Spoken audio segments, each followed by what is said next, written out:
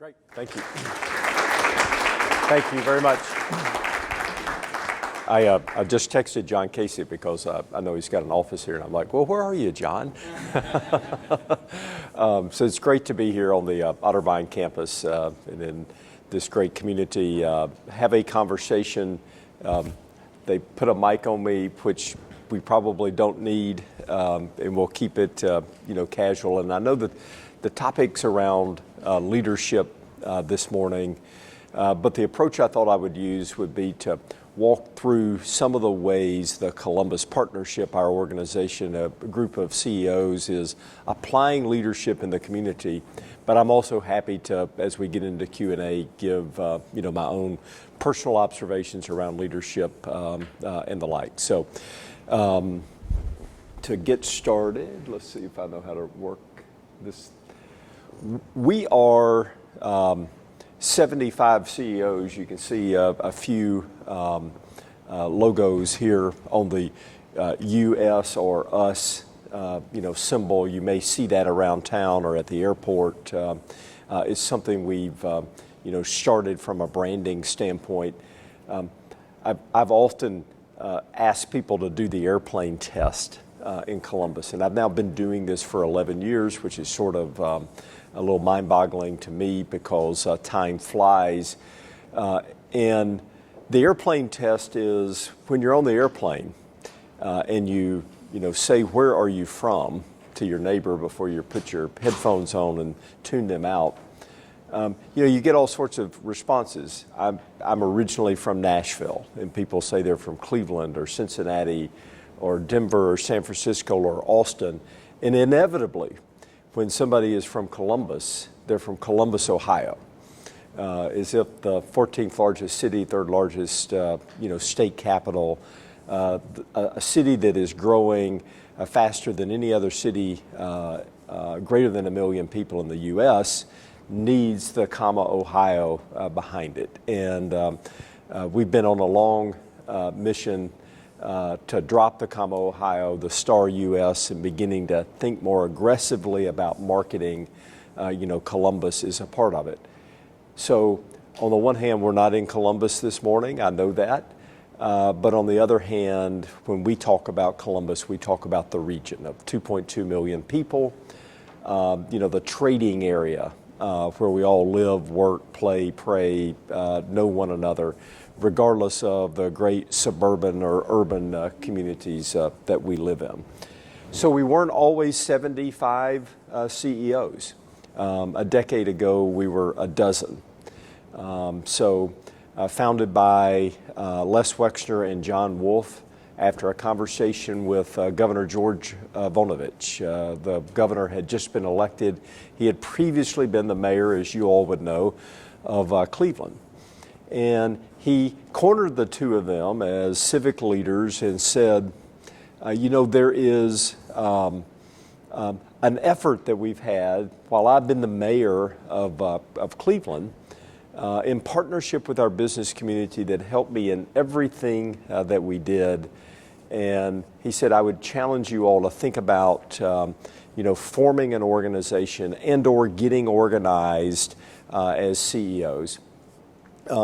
He also went, interestingly, and had that very same conversation with the newly elected mayor of Columbus, Mike Coleman, and said, Mayor, when I was mayor, I had a great partnership with the business community. Coleman was a newly elected Democratic mayor just by history.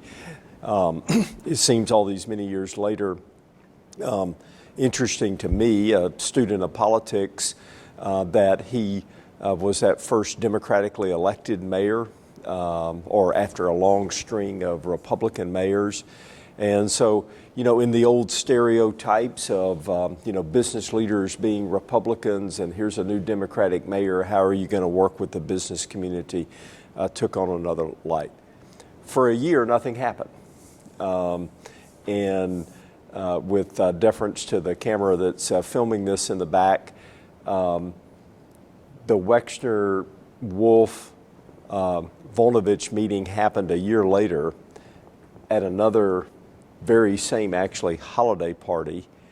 The governor, according to the legend, cornered them in the same corner and asked them what they had been doing to get the business community organized, and they kind of sheepishly, bowed their head, and they hadn't done much. And the governor said, well, you all need to get off your dead asses and do something and get organized. And that started a conversation of a group of business leaders coming together first for lunch and just saying, hey, do we know one another? The biggest and largest concerns, American Electric Power, Cardinal Health, Huntington Bank, L Brands, a couple of the biggest companies of our region, whose CEOs actually realized that they didn't have a lot of working relationship with one another.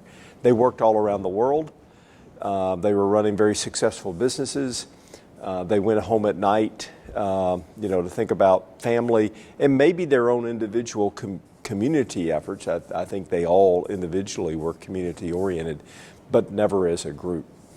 And that caused the organization to form into a group that became a formal 501c3 organization, a nonprofit, the Columbus Partnership. They hired a consultant to help think about how to do some organization and hired their first CEO.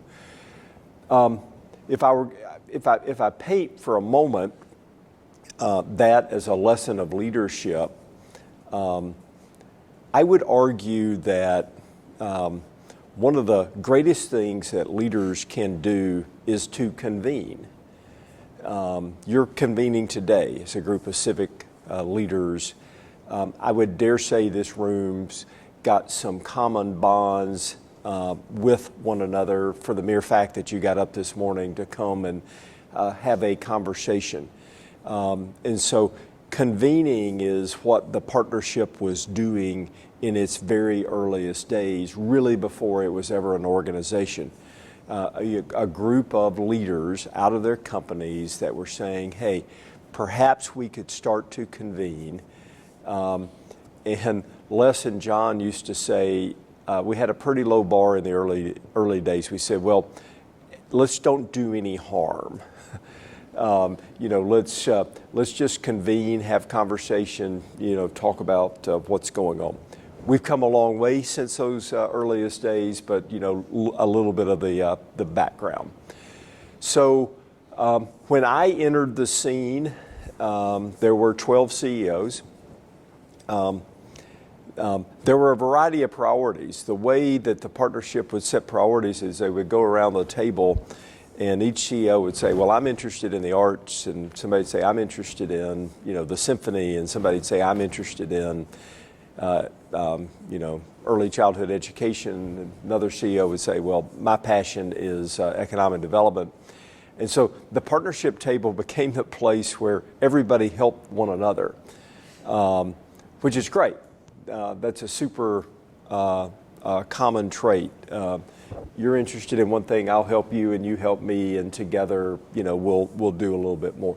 But there was never a focus, and there was a realization. Actually, I was an executive at Battelle. I relocated from Tennessee, had been working at the Oak Ridge National Lab that Battelle managed, came to Columbus, didn't know anything about Columbus. I actually spent 200 nights a year on the road, 100 nights a year in Asia. I only knew Columbus through my kids' soccer fields and the swimming pool over in Upper Arlington. And I knew Port Columbus. And I kept having my former partner and boss, Governor Don Sundquist, who I worked for, happened to know a couple of people in Columbus. He kept trying to introduce me to him, and I kept saying, Governor, I'm done with that, political stuff. I'm off doing this, business gig, and I don't have time. And after some point in time, my CEO, Carl Court, who I was working for, who was the head of Battelle, started talking about this organization that he would go to, and they would have lunch. It was called the Columbus Partnership, and he would talk about all these, all the various CEOs' various interests. And they had gotten interested in the topic of economic development. Not by accident, because it was kind of the 2007, 2008 financial, meltdown. And out of necessity, nobody knew where the bottom was. And they started looking around and realizing that Columbus was not, in their opinion, terribly sophisticated in economic development. And so they convened a dinner. They were having a series of conversations. My CEO said, "You used to do that in Tennessee. Would you come and have a dinner conversation with us?" And so we went and we had dinner. And we gathered at the home of Les and Abigail Wexner. We go in, there were a dozen CEOs. I don't think there were actually a dozen, it's probably 9 or 10 that showed up. And we had a great, robust conversation around the topic of economic development. What happens in the states that do it well, my experiences in the communities that do it well. Actually, the technical and science of economic development, it's not too scientific, but there is a economic development profession that does have techniques and processes to it. And there, as best I could tell, there wasn't a lot of that going on in Columbus. It's interesting, what I later learned as we got engaged, they asked me to volunteer. I am the example of watch out what you volunteer for in Columbus, because I'm no longer at Battelle, obviously, and I've been doing this now for 11 years. And in some strange way have been given the keys to the city.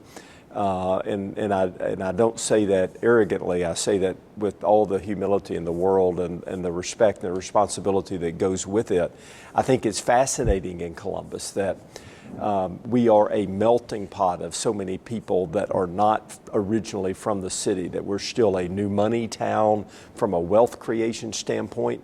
We're not the old steel mill industrial era, of a lot of cities. We're a knowledge city, we're younger. This is a great example, being on a college campus and eclectic. And as a result, a lot of outsiders can become insiders. And we see that happening. So they were interested in the topic of economic development. We have a dinner conversation, and true story, the next day I flew to China. Long flights, you have a lot of opportunity to think about things.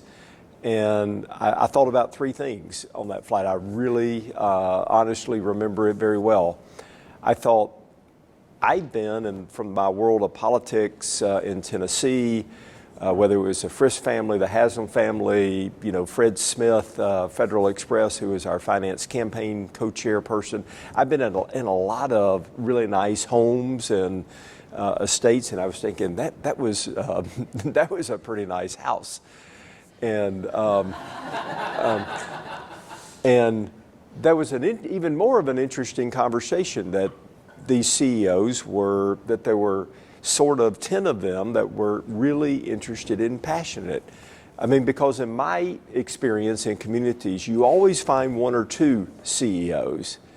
But I thought it was kind of intriguing that there was this collection that seemed to be so unified about caring about their community.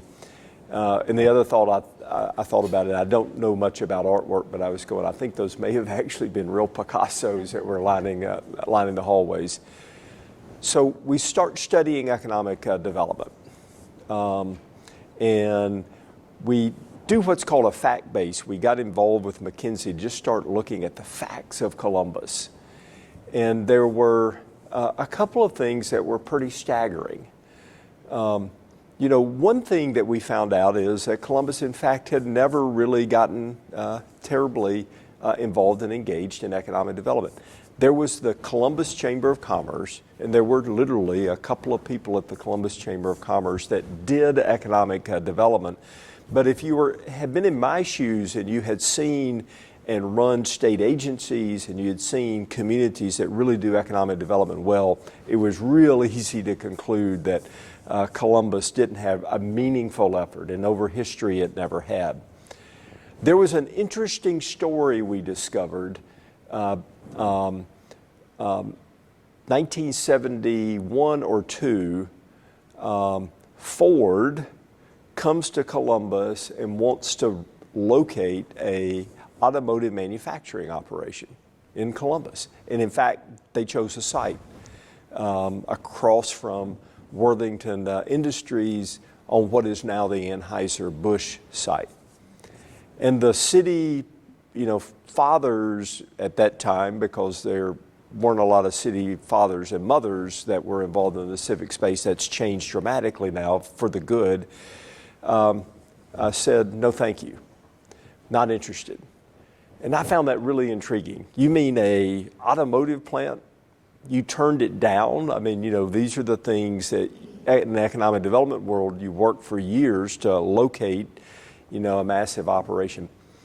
And you kind of would scratch under the surface and say, well, why is that?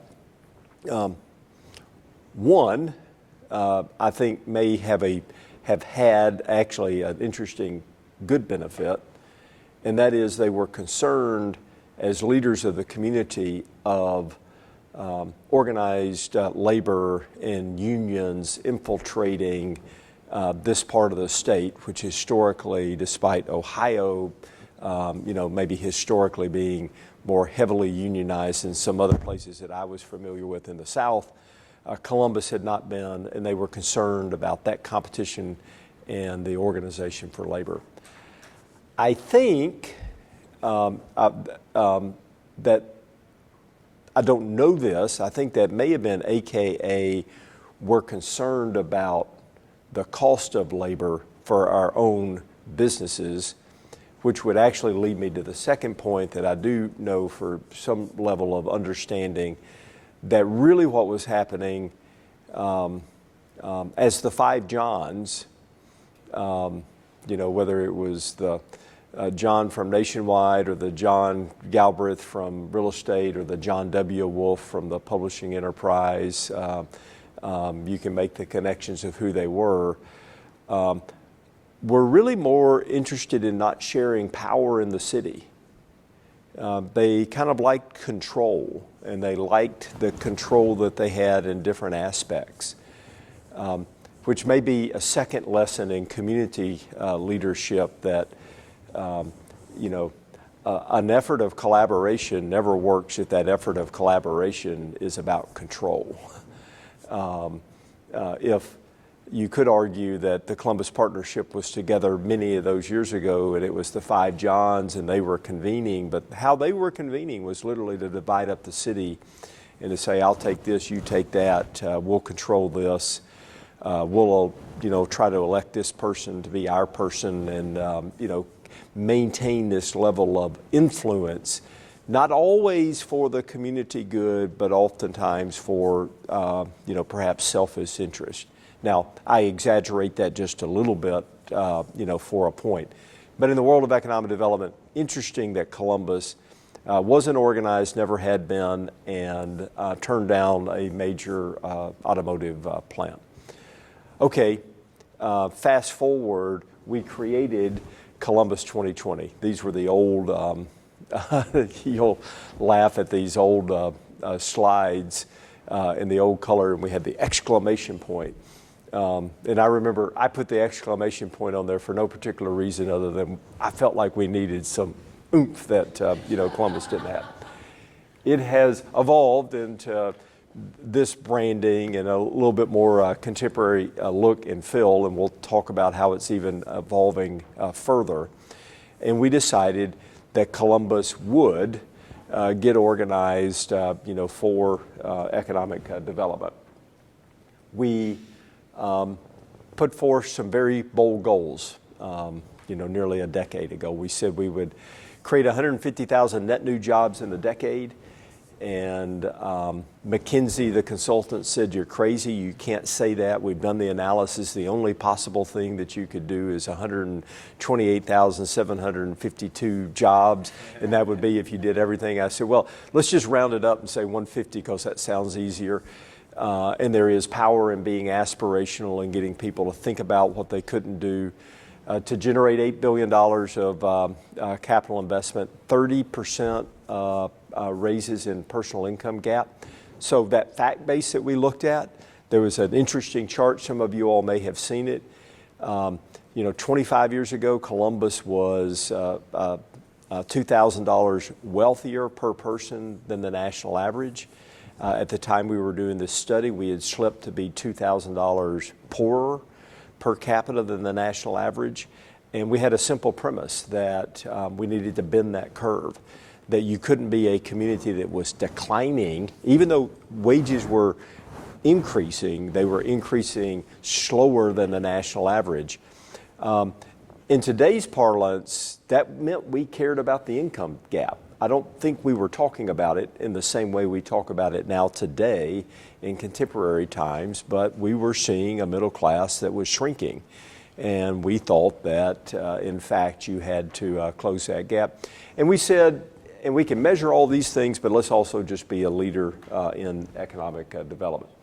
And today we can assert that, in fact, we've met those goals and are on our way to meeting the goal in personal per capita income. Will lag as the numbers come in, but we're going to pass that goal.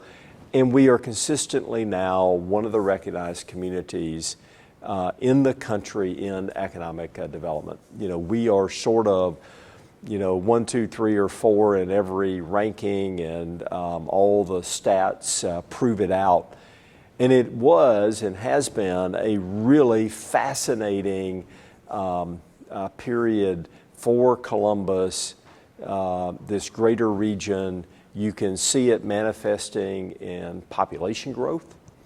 So we're now a trading community of 2.2 million people. Not too many years ago, we were 1.4 million. We're now the largest economy in Ohio. We're the second largest population only to Chicago in the Midwest. And we're very much changing the vibrancy of the community. We know we're growing to 3 million people over the next couple of decades. Phenomenal, staggering growth. I'll talk about that in a little while. It sets up a whole nother problem that we've got to make sure that we're paying attention to, and that is how we don't let growth also cripple this great quality of life. But by all measures, we did this. But let me tell you a couple of stories along the way. One, it wasn't done by 12 CEOs in a room.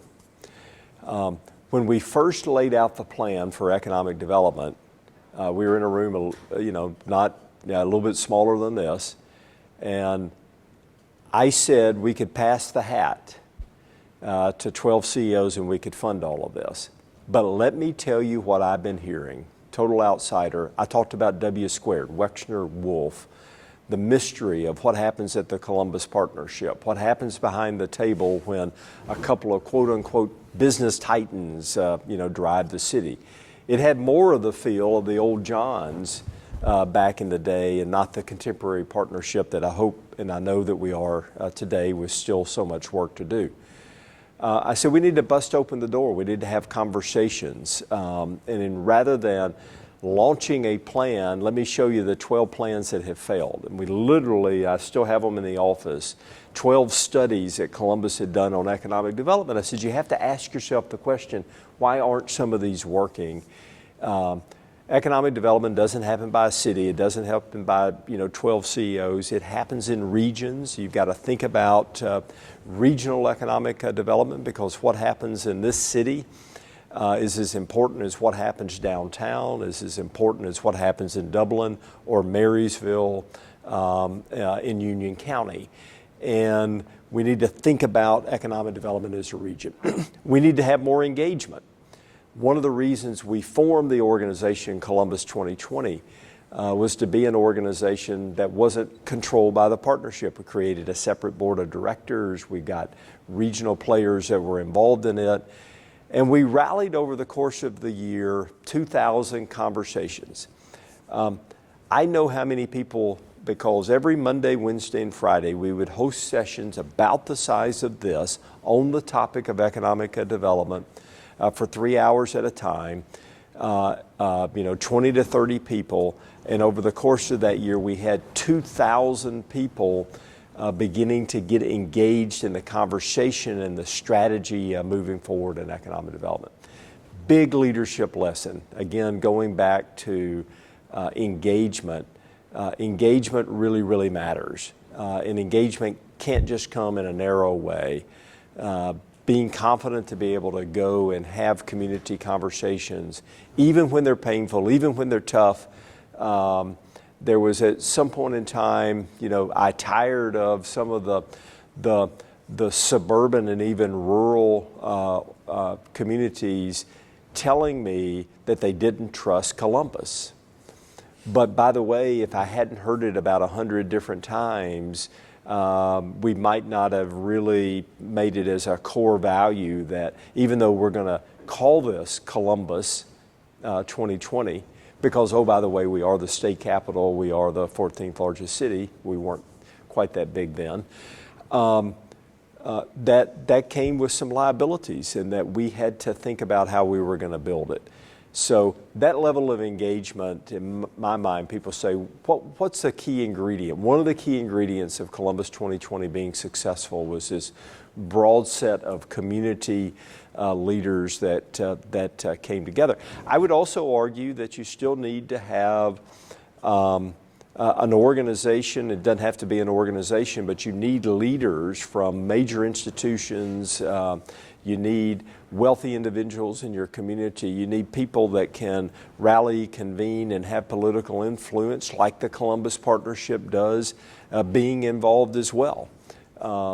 It takes both ends of that spectrum. And it also takes the public sector. I'll tell you, we've never done anything at the Columbus Partnership in which we haven't had a city council member, a mayor, a county commissioner, state legislator, a governor involved in our activity. It just simply, while we're not a public organization, everything we do is in public, private partnership. We also decided then, as we had those conversations, that the partnership needed to grow. And we did it very intentionally. And today we're 75. But we went out and we said, who's missing from the table? Who are the big economic concerns? I remember going out to Big Lots, having a conversation with Big Lots CEO, saying, why aren't you a part of the partnership? You're one of the largest companies in the state. And he says, I've always wondered the same thing myself. I said, well, why don't you come on in and let's all work together. We looked at it and realized we didn't have enough women around the table and enough people of color around the table. And even though we're subject to, companies naming because we're a CEO-only group, and that's been a piece of our secret sauce. We went to ends to say, let's find, some different perspectives. We knew universities were important, and we got Ohio State involved, but we also got the Columbus School of Art and Design. Denny Griffith, who many of you all know, was this great contrarian who could come in the room and both cooperate with our CEOs, but push us to think a little bit differently because he had a different perspective. And that has proven over time to be another great lesson that those perspectives are really, really important. If you just sit around and drink your own bath water, then you're probably not going to get some of the results that you can, that if you get different perspectives. So engage 2,000 community leaders, you get different perspective. A group of 75 CEOs may not be perfect, but it's better than 12 with perspectives that come. We recognized that we were sort of the old white rich group, and we tried to get some younger leaders. We did partnerships with YPO and WPO. We now have the Young American Leaders program in which we sponsor young leaders training, and they are connected to us. And so we at the partnership have tried all sorts of different engagement models, not just in our membership, but in the way that we interact. And oh, by the way, we used to never do things like this. Because the mantra of the partnership back in the day was, well, just keep your head down, be kind of quiet and secretive. And it's not that we want to be braggadocious, but we also know that if we're not out in the communities, constantly having conversations like this, that you won't break down some of the stereotypes. So some of the ingredients that help Columbus 2020 be successful. It was also really, really important to recruit some great leaders. The best thing I ever did was recruit Kenny McDonald, who had been in Charlotte when I was in Tennessee. He was in the consulting world. We knew each other from a prior lifetime. I said, I want to bring an economic development pro to our community to help us organize. He did help us organize, and now we have 25 people in our offices every single day, working the country, working our communities, working the globe in the science and technical processes of economic development. And when we land on the Amazon top list of competition, we turn a lot of heads, right? 10 years ago, we would have never been on that list. And if we were on the list, it wouldn't have been credible. And today, it was almost assumed that we would be on the list, and that if we were on the list, that we would be competing to win, and we were competing to win. And you could argue whether that was you wanted to win or you didn't want to win based on the dynamics of that project. But there's nary an economic development project, big or small, high profile or low profile, that Columbus today doesn't have a legitimate shot at. The other lesson for the partnership was focus, focus, focus. Les has a saying, the main thing is the main thing is the main thing.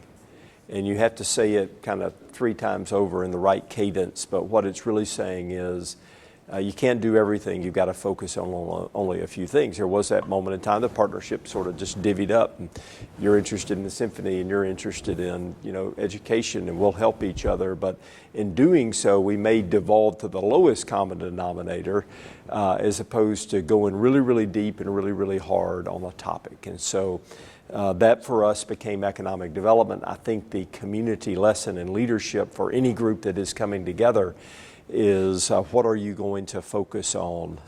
And there is power in making sure that you're not diluted in where your efforts are. I will also admittedly tell you it helped to have the headwinds of the last decade in the national economy. And so we started this at the depths of an economic recession, darn near a depression, and we got organized, and it was the perfect time to be getting organized. And so don't waste a crisis, right? And Columbus didn't waste the crisis, and we got organized, and the combination of having those tailwinds and then being organized to take advantage of them, I think you can see the fruits of that all over our community. So we're now leading the way, just fastest growing city in the Midwest, #1 metro for job growth, wage growth. We win the Smart Cities Challenge, which I'll transition and talk a little bit about. Lots of accolades. They feel good, but by the way, I think it's important for all of us to feel good. I kind of go back to my airplane question. The Columbus, Ohio, I believe, has some genesis in bashfulness and some genesis in not being willing to, have pride and to be bold and to be excited about, the places that we are. We took a trip back when we were studying economic development. We went to Austin, we went to North Carolina, we went to Indianapolis, Minneapolis, we went out west to the Silicon Valley and any number of places. We would call them curiosity trips. I would say it's another trait of all leaders, that is the trait of curiosity. What are you interested in? Clearly, you all are curious at least enough to show up this morning to find out what this is. And I would say it may be one of the greatest traits of leaders that I have seen, is that trait inside a company or in a community or whatever the setting, to be curious. So we were very curious what other communities were doing in economic development. I had done a deal when I was in my 30s with Michael Dell, and he was in his 30s, and worked out a little bit better for him than it did for me. But he relocated his largest plant outside of Texas to Nashville, and their kind of first expansion of Dell Computing. So I knew him. We went down to Texas, and we met, and we had conversations about what Austin was doing, what the business community was doing there. And at the end of the conversation with our CEOs, the mayor was in the room. I was kind of trying to impress everybody that I knew Michael Dell, and we could have this great conversation. I said, hey, Michael, let's do another deal like we did in Nashville and Columbus. And he paused and he said, Alex, since you called a few weeks ago, I've been trying to figure out what you're doing in such a godforsaken place.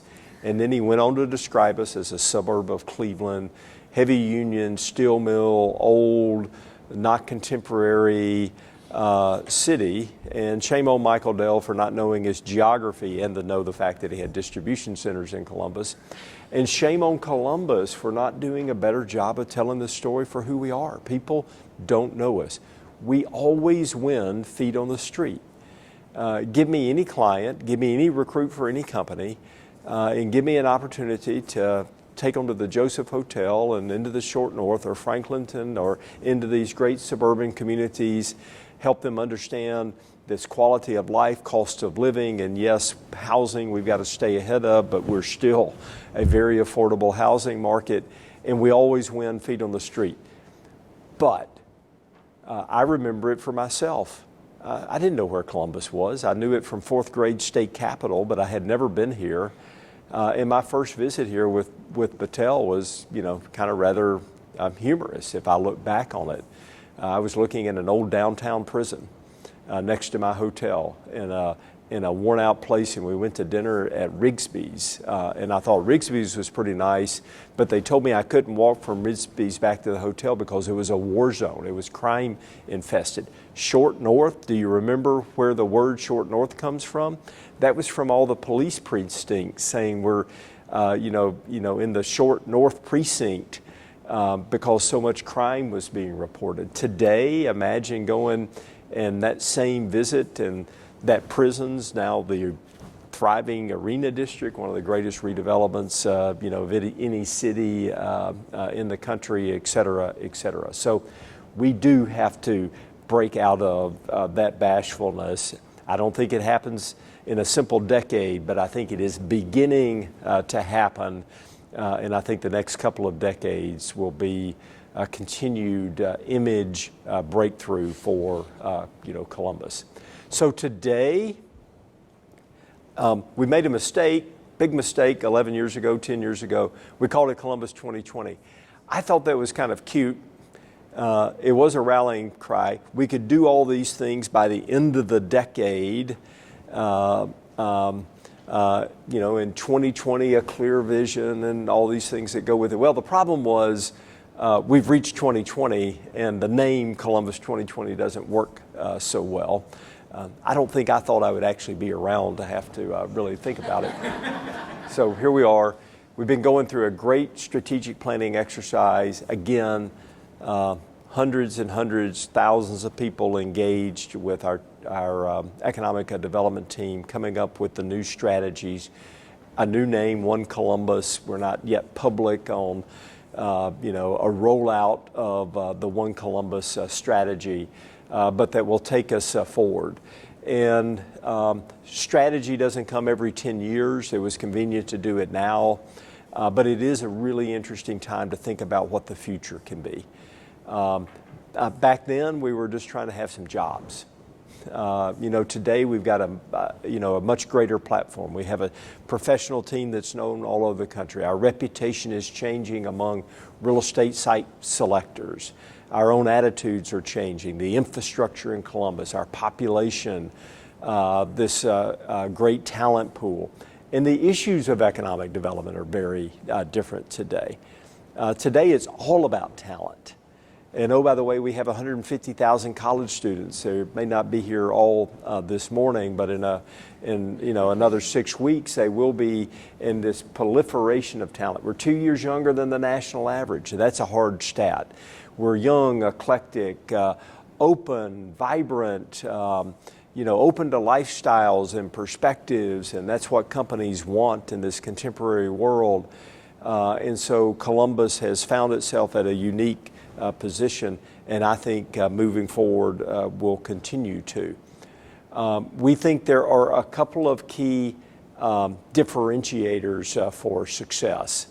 One, we believe we've got to sustain the momentum. That may sound obvious, but we don't take it for granted, the job creation that we've had. And I'm real worried about one thing. We've made it look way too easy. Every single day there's a group of professionals that get funded. We raised a bunch of money back then. We raised $40 million. We now think we have to raise $100 million to fuel the economic development aspirations. We've got to motivate people to pay those bills, motivate people to stay engaged and involved so that we maintain the base momentum.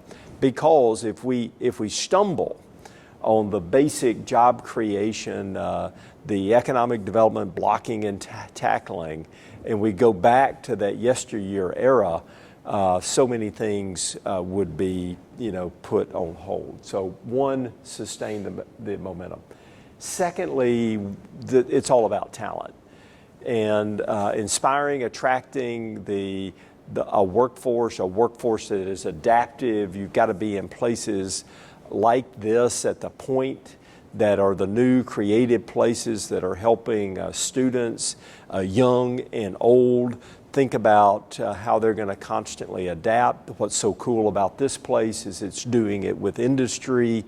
It's the new models of how you teach and how you learn. The old chalkboards, we've been sort of teaching the same way for the last couple of centuries. And we're in a really fast changing environment, and that means our workforce has got to continue to adapt. We've got to maintain, we've got to be a place that students want to stay. The unique thing is we have 150,000 students. If they all leave the region and go elsewhere, then we'll lose. But what's happening is we're bending the curve and more are staying here. And then we've got to recruit population. As we recruit population, we have to think about how we manage it, how we don't get choked by it.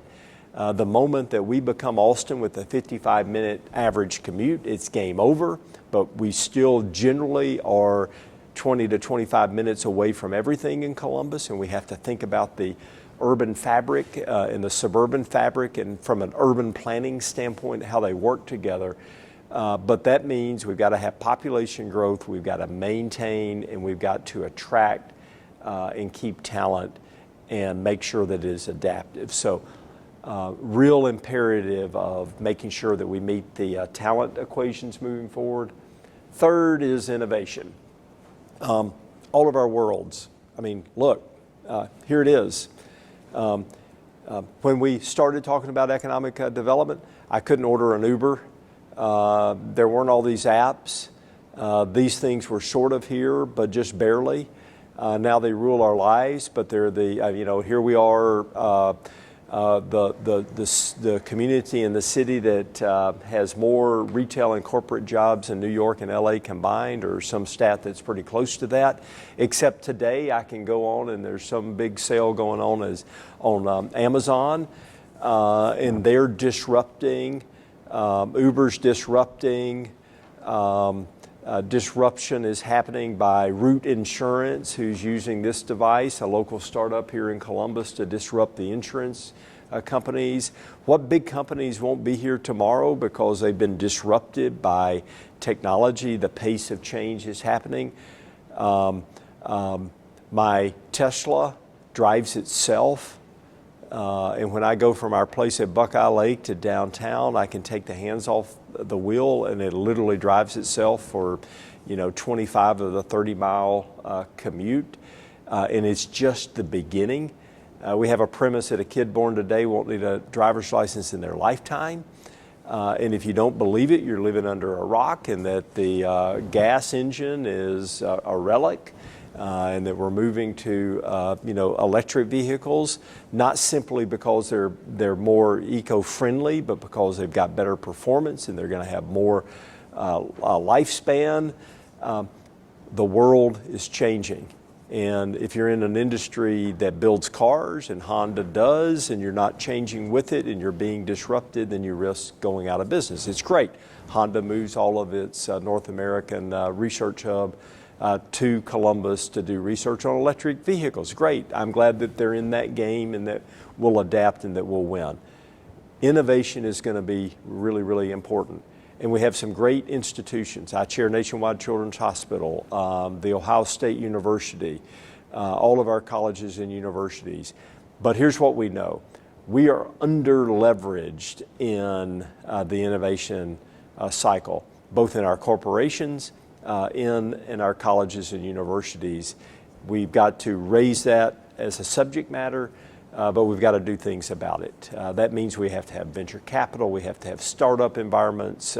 You've got to have lots of places like this at all of our colleges and universities, in all of our towns, villages, cities, and townships that are driving the innovation equation. And then finally, we believe we've got to be globally connected. Interestingly, Columbus companies do less business globally as a percentage than a lot of other communities. Interestingly, we're not very well connected to the world. I mean, you always have to connect to somewhere to get international. Increasingly, our connections to the West Coast have improved by intention with the airport, with Port Columbus. You can get to San Francisco and Salt Lake, and you can now get to Seattle and LA with direct flights. And so we're seeing improvements, from that standpoint. And we have to keep making progress on global connectivity. So, to illustrate that the world is changing, this is a picture of a World's Fair poster.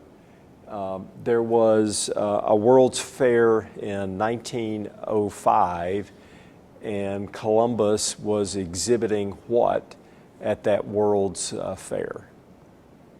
That was in London. Guesses? What industry? What company? Agriculture. Buggy whips. You got it. Yeah. So we were number one in buggy manufacturing in Columbus. And Columbus had this great exhibit at the World's Fair. And it's up here on the left, the latest and greatest buggies. Come see the future of transportation at the Columbus Buggy Works. What happened? By 1920, Columbus Buggy Works was out of business. Nobody was making buggies any longer. There was innovation when you did buggies. You had to have a wheel. And the wheel, one of the early buggies was called the Firestone. And the wheel spurned two great companies. They weren't in Columbus, but they were in Ohio. Goodyear and Firestone came directly out of the Columbus Buggy manufacturing company. But the buggy went by the wayside. And in fact, that is how fast innovation can happen and change an industry when innovation was happening slowly. Now innovation is happening quickly. More power than sent John Glenn to the moon in my fingertips. So our mantra is what happens to our cities. There's a city of buggies and there's a city of cars. What happens when we have a city of no cars or autonomous cars or electric vehicles? What are the changes going to be?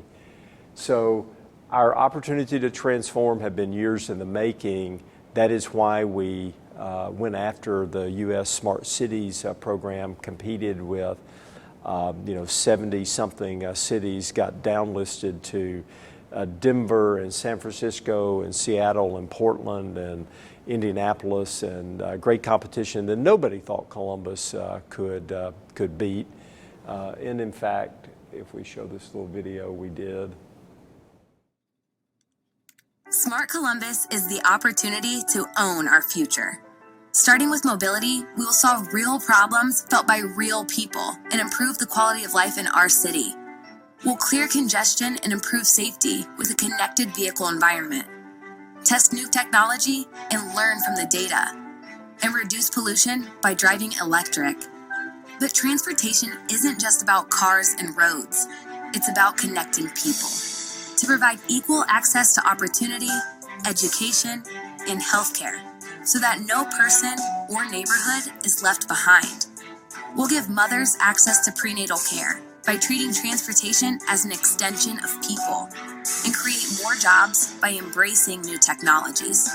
Together, we will reinvent transportation to show how a city can leap ahead and build a connected, cutting-edge, sustainable, smart city for all of us. We win a $50 million grant. We match it with over $100 million of public and private investment. Last year, Columbus was #1 in electric vehicle conversion for non-ZEV states, which is a little bit of a technical term, but for states that don't have super incentives, we're bending the curve, we're measuring it, we know what we're measuring, which would be another lesson of community leadership. I'm going to jump right through a few other things. When you're a CEO group, the phone rings a lot, and sometimes there are problems in the community. We had a big one in that we had an individual who wanted to move a professional sports team. Never in the history of a world has a professional sports team been stopped from relocating. And we're really excited about that, and there's a big effort of rebuilding now the crew in a massive year of transition this year and next year as we move towards a new downtown stadium that's going to be pretty phenomenal. The Scioto Mile in the peninsula, the National Veterans Museum, Placemaking Matters, whether it's on the Commons in downtown. I often say what's good for the suburbs is good for downtown. What's good for downtown is good for the suburbs. We see development of all type.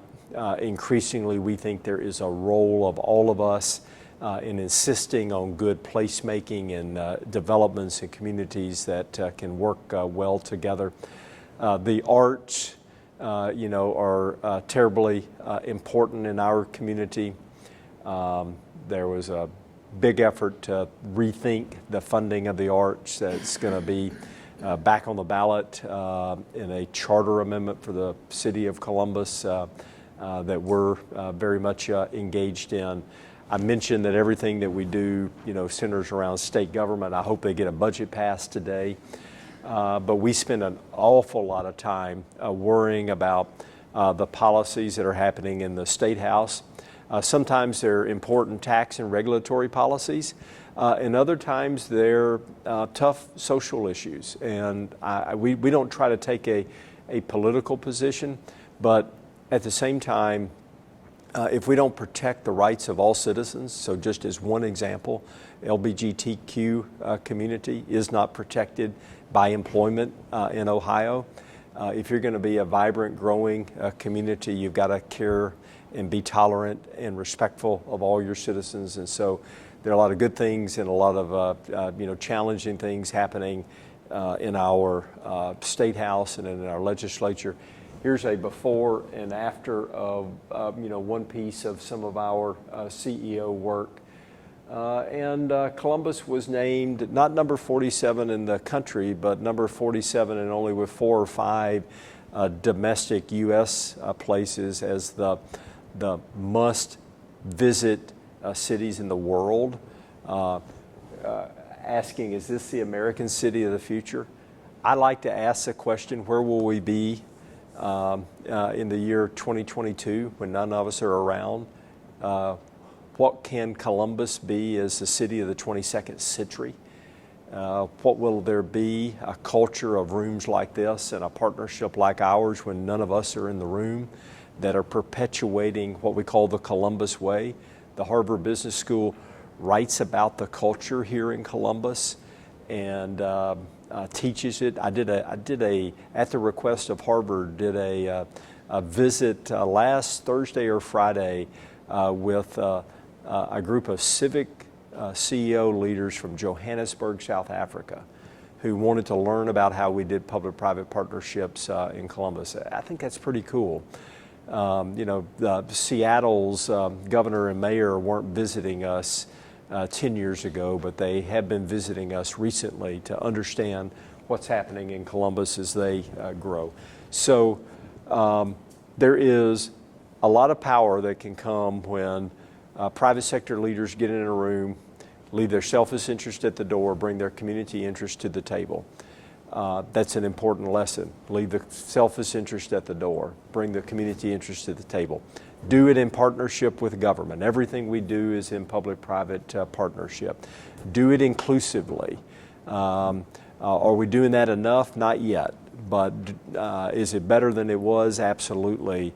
How do we get lots of people around our table? So a little bit about the work that we're doing, maybe weaving a few lessons of leadership, and I'm happy to realize we're kind of coming at the end, and I've gone a little longer, and I want to, and I'll do that. But I'm also happy to stop and answer questions. I'm not offended if folks need to leave based on the hour, but would love to open it up to any kind of So you're going to see a lot of change. You have a lot of CEOs who are retiring. Yeah.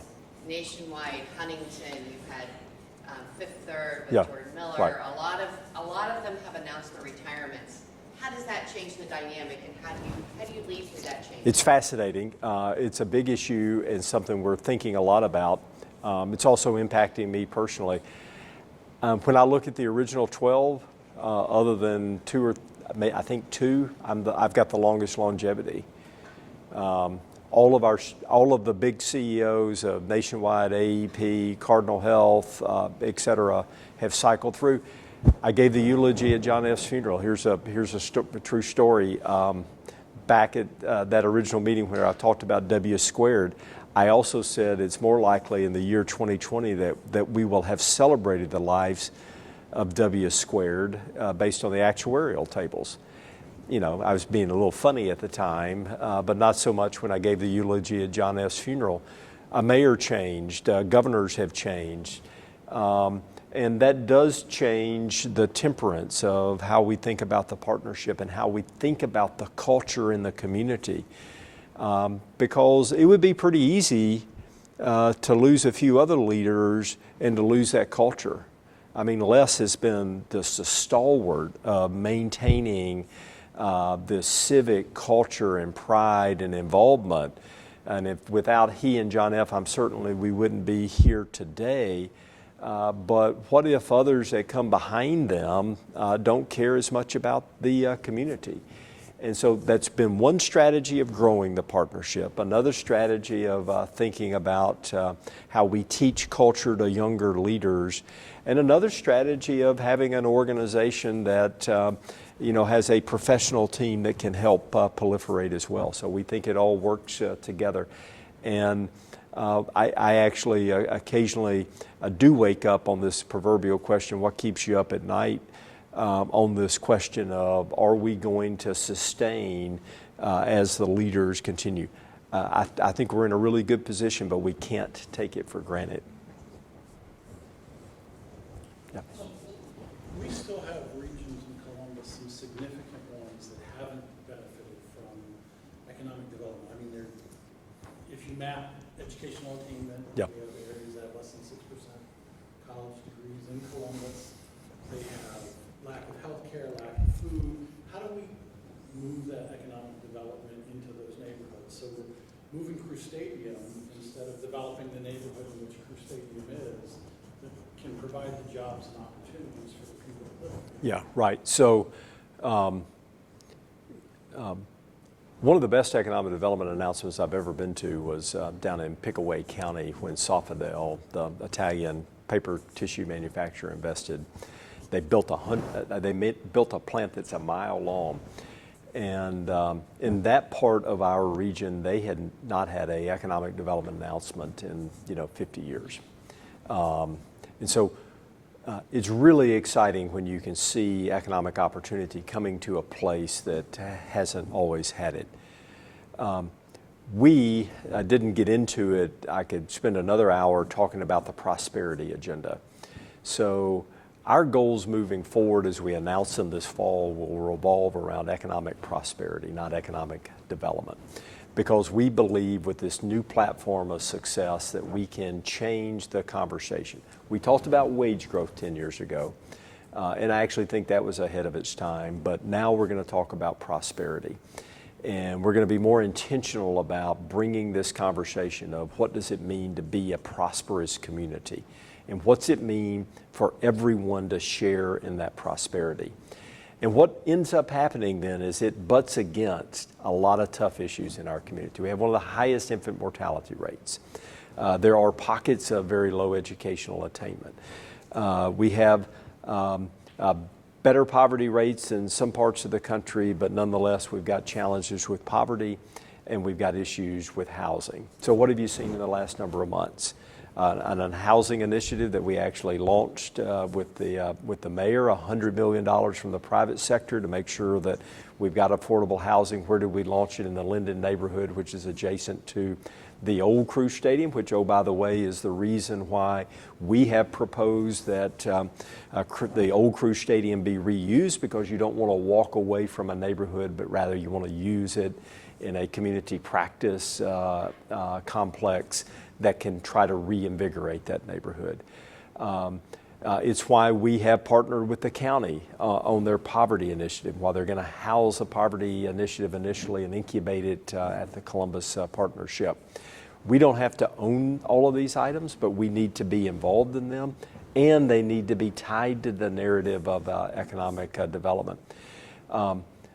When we think about the city in the 22nd century, I don't think we can be the great American city if we aren't a city that has differentiated on that prosperity agenda, if we don't have a bigger middle class, if we haven't defied some of the national trends. All of these are things that are happening all over the country, so you could excuse it and you could say, hey, there's nothing we can do about these things because they're kind of happening elsewhere. Or you can say, hey, no, we're going to be a city and a community that tries to do that. I don't think you do it over 10 years. That's why I like to talk about, not to defer to the next generation, I like to talk about Columbus in the 22nd century with a prosperity agenda. And so this fall, when we roll out One Columbus, you're going to see us rolling out some very specific goals around economic prosperity, as opposed to the old Columbus 2020 economic development. Great. We're out of time, so I want to help me thank. Yeah, thank you.